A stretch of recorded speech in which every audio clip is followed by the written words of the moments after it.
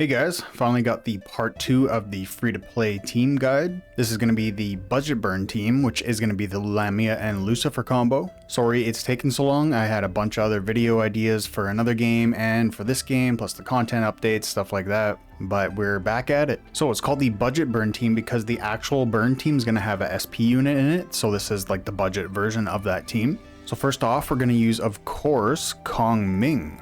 He's going to be our rage generator, as well as a bunch of other stuff that he does. It's also going to be buffing our team. So don't forget to give him the Inferno Dragon Colossus. Especially, FYI, if you upgrade, or not upgrade, if you link Ming to Angel and Demon, you're still going to have Ming equipped to Inferno Dragon. So you're going to have to go and change your Colossus and, of course, your servants. Also Antiques. A lot of people forget the Colossus and Antiques. So we need this, so Ming's always getting off his Rage skill in the first turn. Now keep in mind with all these videos, if you have alternate units, like if you have Angel and Demons, you can swap that out. You don't have to use Ming. Angel and Demon is just a direct upgrade from Ming. So we're also going to give him the Sword of the Wild Antique. It's going to make sure he initiates an extra attack at the start of the turn. If you level it up, mine says the start of the first 3 turns. It's just going to help with his rage generation as well as the buffs actually, because they will stack. I'm pretty sure they stack because I see the attack icon apply, right? So who knows what's actually going on behind the scenes though. So with Ming, we're going to get a minimum of 4 rage and a maximum of 9 rage at the very start of the battle. This will also give us a minimum of a 30% attack buff and 20% crit rate buff.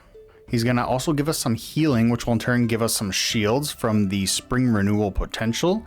A lot of your units are going to have this on them. So it's going to convert a lot of that healing into a shield, which is going to increase everybody's survivability quite a bit, as well as the Remedial Servant. If you have that unlocked, that'll help out a lot.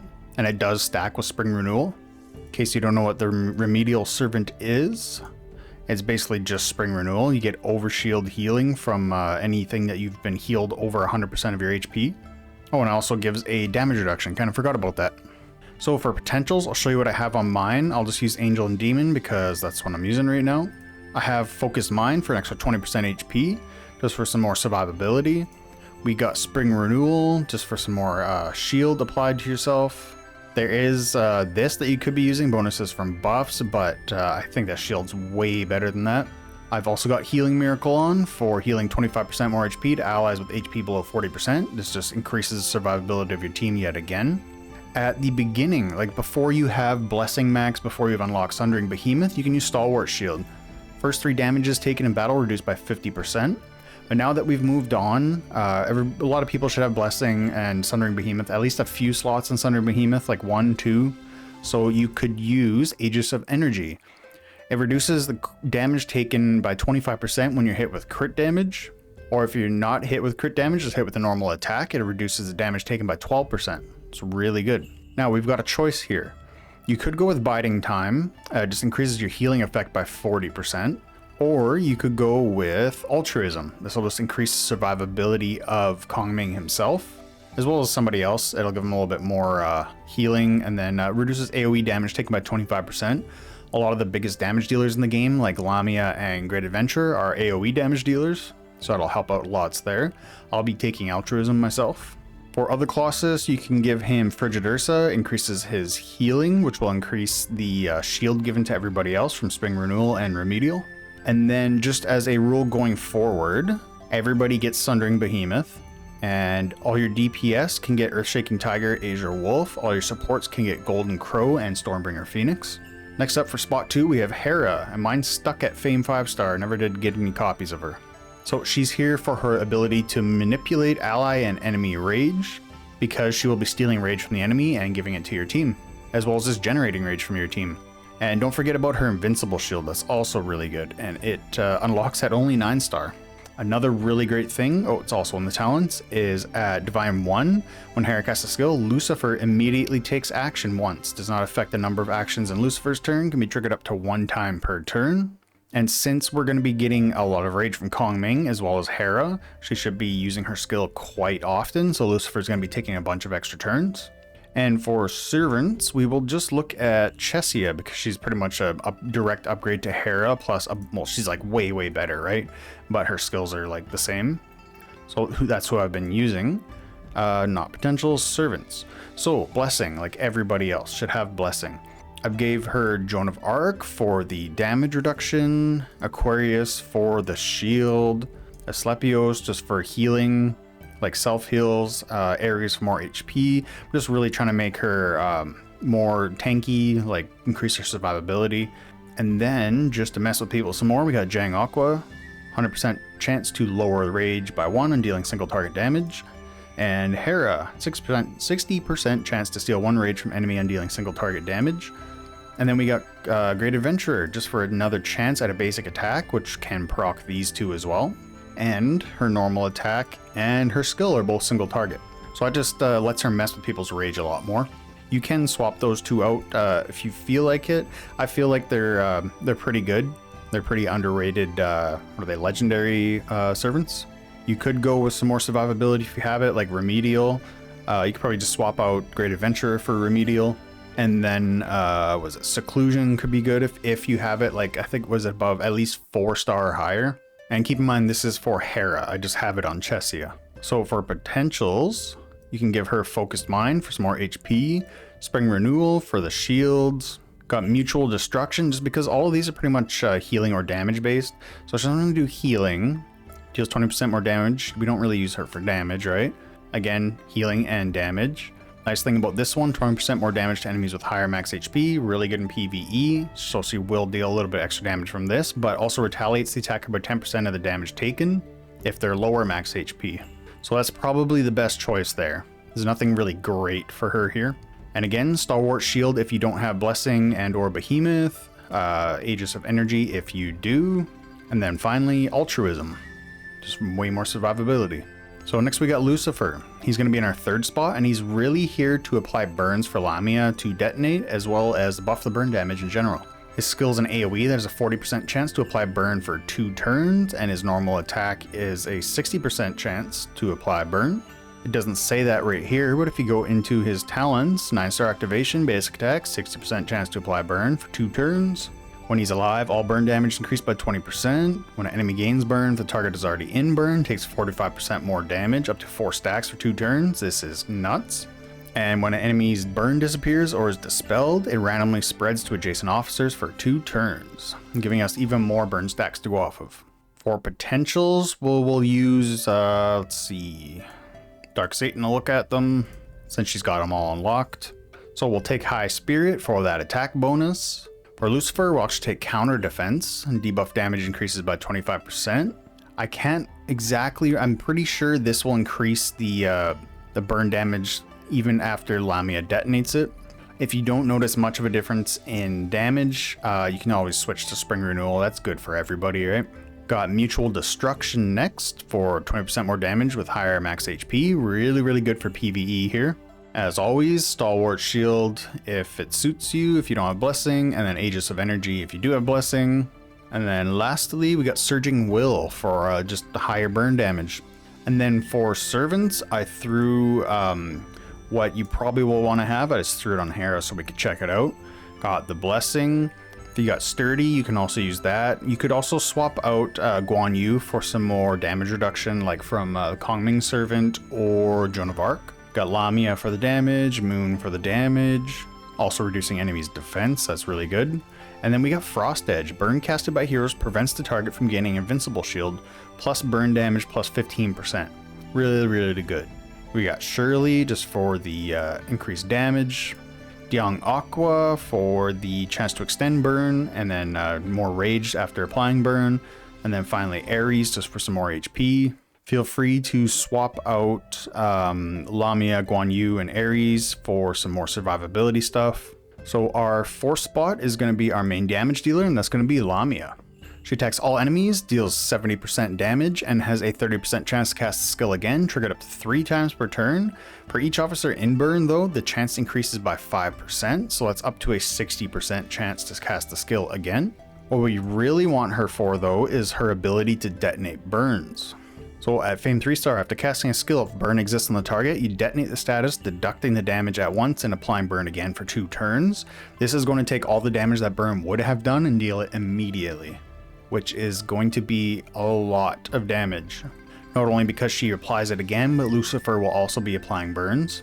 She also self-buffs her crit rate here, can heal herself by 100% HP, and then she can actually buff her damage as well by 125%, which is wild. Then she also increases burn damage by 25% and reduces enemies detonated by the skill, the damage of enemies detonated by the skill by 12% for 2 turns. And the reason why we need Lucifer in here, not just to buff her damage, she doesn't apply burns at all, except when she reapplies them. So it's almost like an extension, but yeah, she can't apply them by herself in anything. So for her servants, we'll just take a look on Oda, I guess. We will do the High Spirit for more attack. Definitely counter defense. Debuff damage increases by 25%. She is dealing debuff damage because she's detonating debuffs. Mutual Destruction for PvE and Brutal Force for PvP. Just helps finish them off. Stalwart Shield if you don't have Blessing, you know the drill. Aegis of Energy if you do. And then Surging Will for the extra attack. You can also choose this Biding Time, but that's 3 whole turns before she gets a damage increase. At least here she'll get 7% first turn, 14, then 21. So by the time turn 4 rolls around, she's got a 28% attack increase as opposed to a 40% damage increase. So you can play with them. I prefer this because this caps out at 40%. This can go up to 70%. Now for her servants, we'll have to check in here. Edge will be good. Slaying will be very, very good because that's an AoE attack, right? Raging can also work. She will be getting lots of rage because Hera and Ming are both in this team.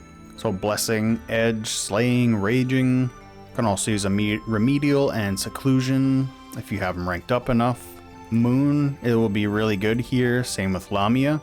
And even Guan Yu can work here. That Breaking Invincible is real nice. Although it won't happen very often because that is an AoE, so 25% chance.